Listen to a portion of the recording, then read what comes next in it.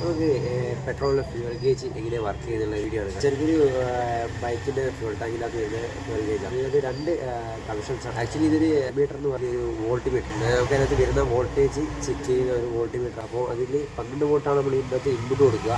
ഞാൻ ഔട്ട്പുട്ട് വരുന്നത് 12 വോൾട്ടിൻ്റെ വരികയാണെങ്കിൽ ടാങ്കിന് ഫുൾ ടാങ്ക് പെട്രോളിൻ്റെ ഉള്ള ആ ഒരു കൺസെപ്റ്റിൽ മീറ്ററിനകത്ത് വോൾട്ടേജ് 12 വോൾട്ട് വർക്ക് ടാങ്ക് എന്നുള്ളത് ഫെറോ വർക്കിലാണ് കാണിക്കുക.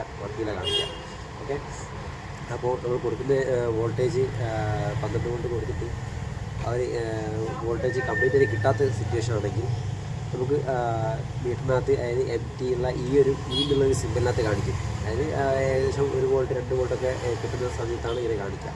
അത് ഓരോ മാനുഫാക്ചറിങ് അനുസരിച്ച് ഡിപ്പെൻഡ് വേരിയേഷൻ ഉണ്ടായിരിക്കും. ഇത് വർക്ക് ചെയ്ത് വെച്ചാൽ ഇതിനകത്ത് 2 ലൈനാണ് വരുന്നത്. ഈ 2 ലൈനിനകത്ത് മീറ്ററിനകത്ത് വരുന്ന ലൈനാണ് ഈ മഞ്ഞ വെള്ള ലൈൻ വരുന്നത്. അപ്പോൾ ഇതിനകത്ത് വരുന്ന ഒരു ബോർഡാണ്.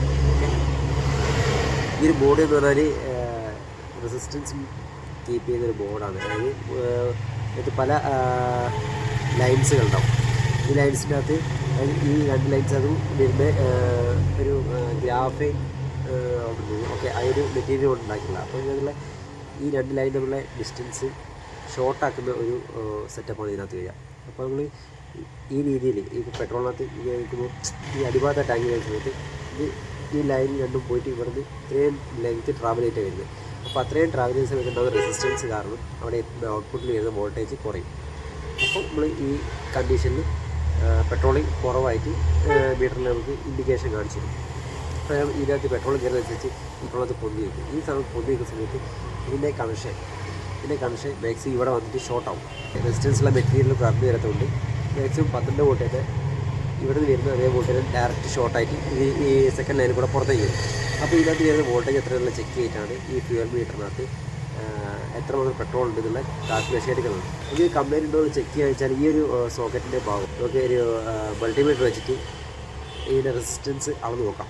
നമുക്ക് ഓരോ ലെവലിലും ഇതിൻ്റെ റെസിസ്റ്റൻസ് ഈ പെട്രോളിങ്ങനെ പോകുന്നതനുസരിച്ച് ഓരോ അളവിലും റെസിസ്റ്റൻസ് എന്താ പറയുക വ്യത്യാസം വരുന്നുണ്ടോ, എവിടെയെങ്കിലും റെസിസ്റ്റൻസ് ഓവറായിട്ട് കാണിക്കുന്നുണ്ടോ, പെട്ടെന്ന് കൂടുക വീണ്ടും പഴയ ലെവലിലേക്ക് വരിക, ആ രീതിയിലൊക്കെ കാണിക്കുന്നുണ്ടോ, ആ വേരിയേഷൻ കാണിക്കുന്നുണ്ടോ നോക്കിയാൽ മതി. ഈ രീതി ചെക്ക് ചെയ്യാം. അതല്ലാതെ സിമ്പിളായിട്ട് നമുക്ക് ഈ ഒരു വയർ ഷോർട്ടായി കഴിഞ്ഞാൽ പെട്രോൾ ഫുൾ ടാങ്ക് കാണിക്കുന്നുണ്ടോ മീറ്ററിനകത്ത് നോക്കി കഴിഞ്ഞാൽ മീറ്ററിലേക്കുള്ള കണക്ഷനും കാര്യങ്ങളൊക്കെ ചെക്ക് ചെയ്യാൻ പറ്റും. പിന്നെയുള്ള വെച്ചാൽ ഈ രീതിയിൽ മൾട്ടിമീറ്ററിനകത്ത് ചെക്ക് ചെയ്യാവുന്നതാണ്.